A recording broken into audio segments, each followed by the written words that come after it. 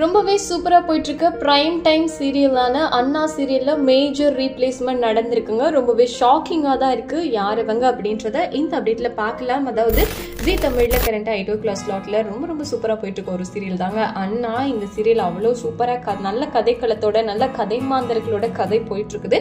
இப்படி இருக்கும்போது ஆல்ரெடி இந்த வெங்கடேஷ் ரோல் இருக்கு இல்லையா, அந்த ரோல் மட்டும் ரீப்ளேஸ்மெண்ட் நடந்துகிட்டே இருக்கேப்பா அப்படின்ற மாதிரி தான் இருக்கு.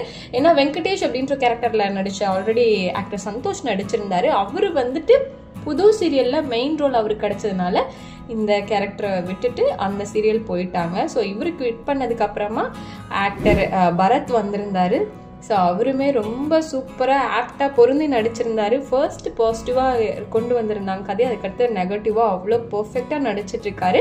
ஸோ இப்போ பார்த்தீங்கன்னா அவரோட சோஷியல் மீடியா பேஜில் ஆக்டர் அஜய் பரத் என்ன சொல்லியிருக்காருன்னா, மிஸ் யூ அப்படின்ற மாதிரிலாம் போட்டு நான் வந்து இந்த சீரியல் விட்டு விலகிறேன் அப்படிங்கிறத சொல்லாமல் சொல்லியிருக்காரு.